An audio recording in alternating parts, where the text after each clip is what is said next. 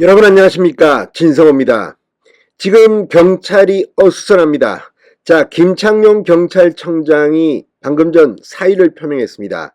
자, 문재인 정권의 경찰, 이 이재명 의원, 당시 성남시장 경기도지사를 지낸 이재명 의원에 대해서 성남FC 후원금 의혹을 수사하면서 처음에는 기소를 하지 않았습니다. 그런데 지금 이 성남FC 후원금 의혹이 점점 더 눈덩이처럼 커지고 있습니다.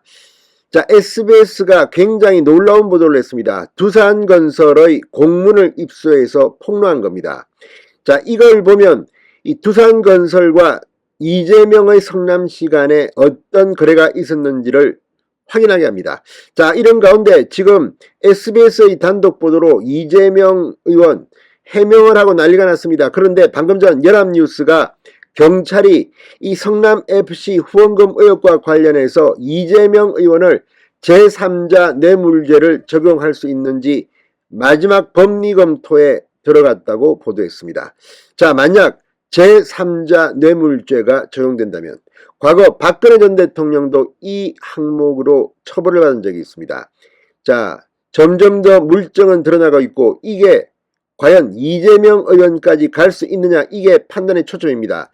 만약 이재명 의원이 이 제3자 뇌물죄에 걸려든다면 5년 이하의 징역 또는 10년 이하의 자격정지에 처한다고 규정하고 있는 이 뇌물죄, 제3자 뇌물죄입니다.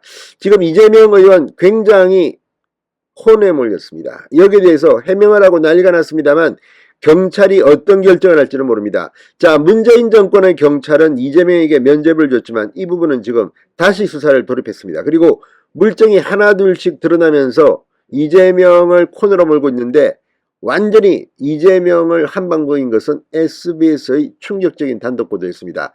자, 이걸 보면 이재명은 상당히 힘들 것 같습니다. 자, SBS가 단독 보도를 했습니다. 사옥을 짓게 되면 성남FC를 후원한다는 두산건설의 공문을 입수했기 때문입니다. 자, 만약 제3자 뇌물죄 적용으로 법리가 결정된다면, 적용된다면 이재명은 지금 6개 정도의 수사를 받고 있는데 이거 하나만 가지고도 국회의원 배지가 날아가면 물론 앞으로 정치 생명이 끝날지도 모른다는 그런 생각이 듭니다. 진성호의 융단 폭격 시작합니다. 이재명 민주당 의원을 융단 폭격합니다.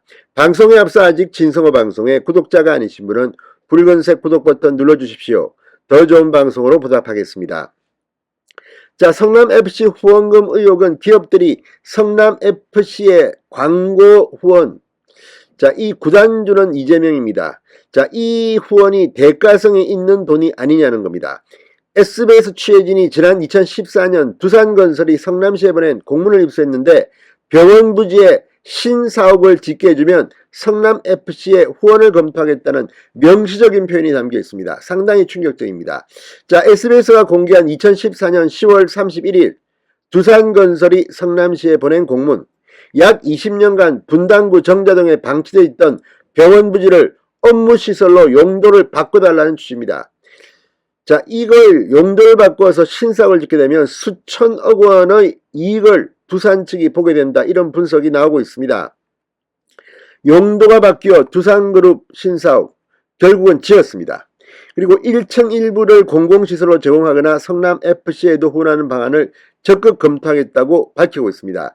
이 병원 부지는 두산 측이 10년 넘게 용도 변경을 요구해왔지만 특혜 논란으로 거부돼왔던 땅입니다. 그런데 이 공문, 이 효과가 엄청났습니다. 성남시는 이 한 달 전쯤에 2014년 9월쯤에 21억여 원의 이행 강제금을 부과하기도 했던 그런 땅입니다. 그런데 이게 성남FC 후원과 함께 두산에게 특혜를 줬다는 의혹입니다. 자, 이 공문이 발송된 지 12일이 지난 뒤 성남FC는 광고 등 후원을 유치한 사람에게 10 내지 20%의 성과급을 지급하는 내부 지침까지 만듭니다. 이듬해 7월 성남시는 용도 변경을 통한 두산그룹 신사옥 신축 계열사 이전 계획을 발표했고 그해 10월 성남FC와 두산건설은 53억 원 규모의 광고 협약을 맺습니다. 성과급 지침에 따라 12월에는 당시 성남FC 직원 이모 씨가 두산건설 광고 유치 공로로 3천만 원을 받기도 했습니다. 법조계에서는 두산 측 공문이 병원 부지 용도 변경과 성남FC 혼사에 대가성이 있을 수 있다는 점을 양측이 인지하고 있었다는 자료가 될 수 있다고 지적하고 있다. 이렇게 SBS는 분석했습니다.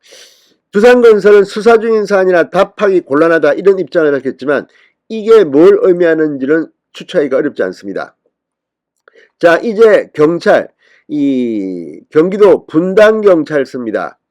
서울시청과 두산건설, 성남FC에 대한 압수수색을 통해 확보한 압수물 분석을 대부분 마치고 법리 검토에 돌입했다고 연합뉴스가 방금 전 보도했습니다. 이제 수사가 사실상 마무리 단계에 들어간 겁니다. 자, 부정한 청탁이 존재해야 하고 이 직무를 처리하는 권한이 있는 공무원이 이런 청탁에 연루됐다는 점을 확인해야 합니다. 자, 이제 경찰의 법리 검토 어떨까요? 자, 이재명 의원의 경우 성남시장 시절 성남FC 구단주였습니다.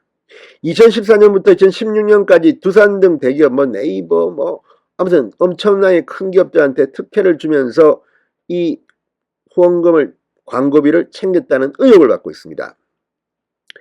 자, 이 건축 인허가 토지 용도 변경 이걸 통해서 이들 기업이 받을 혜택은 어마어마합니다. 이거 간단해 보이지 않습니다. 자, 공무원 직무의 불가매수성을 침해한 것인지가 사건 처리의 관건이라고 하는데 경찰은 이제 법리검토 아마 지금쯤 마쳤을 것 같습니다.